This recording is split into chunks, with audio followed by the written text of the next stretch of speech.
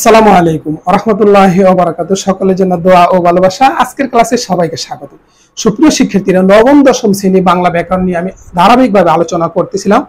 আমার আজকের পর্বে নর ও নারীবাচক শব্দের বাংলা নবম দশম শ্রেণী বাংলা ব্যাকরণে পরিচ্ছেদ 15 থেকে দ্বিতীয় ক্লাস, পরিচ্ছেদ 15 এর দ্বিতীয় ক্লাস।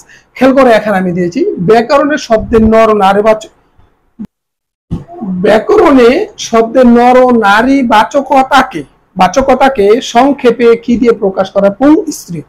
এই নরকে বলা হয় পুং আর নারীকে বলা হয় স্ত্রী। এরপরে মন্ত্রী শব্দটি কোন লিঙ্গের উদাহরণ? উত্তর উভয় লিঙ্গ। মন্ত্রী শব্দটি কোন লিঙ্গের উদাহরণ? উত্তর হবে উভয় লিঙ্গের। এরপরে দেখো সাধারণ নারীবাচক শব্দ কয় ধরনের হয়? দুই ধরনের। সাধারণ নারীবাচক শব্দ কয় ধরনের হয়? দুই ধরনের, পত্নীবাচক, অপত্নীবাচক। এরপরে স্বামী স্ত্রী সম্পর্ক বোঝালে কি বলে? পত্নীবাচক। স্বামী স্ত্রী সম্পর্ক বোঝালে কি বলে?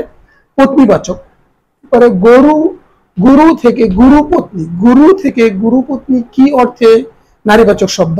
পত্নীবাচক অর্থে। গুরু থেকে গুরুপত্নী নারী, পত্নীবাচক অর্থে নারীবাচক শব্দ। স্বামী স্ত্রী সম্পর্ক না বুঝালে তাকে কি বলা হয়?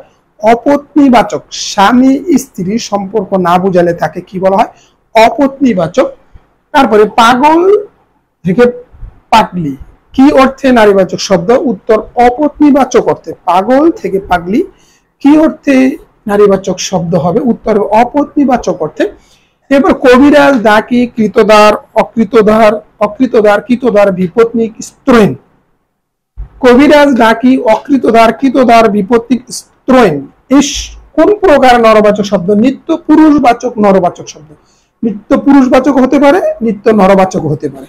এরপরে সতীন, বিধবা, সৎমা, এও দায়ী। সতীন, বিধবা, সৎমা, এও দায়ী কোন প্রকার স্ত্রীবাচক শব্দ? নিত্য স্ত্রীবাচক বা নিত্য নারীবাচক শব্দ। প্রাতিষ্ঠানিক পদমর্যাদায় নারীবাচকতা হয় না এরূপ উদাহরণ নিচের কোনটি? খেয়াল করো, সভাপতি আর হচ্ছে সহকারী শিক্ষক।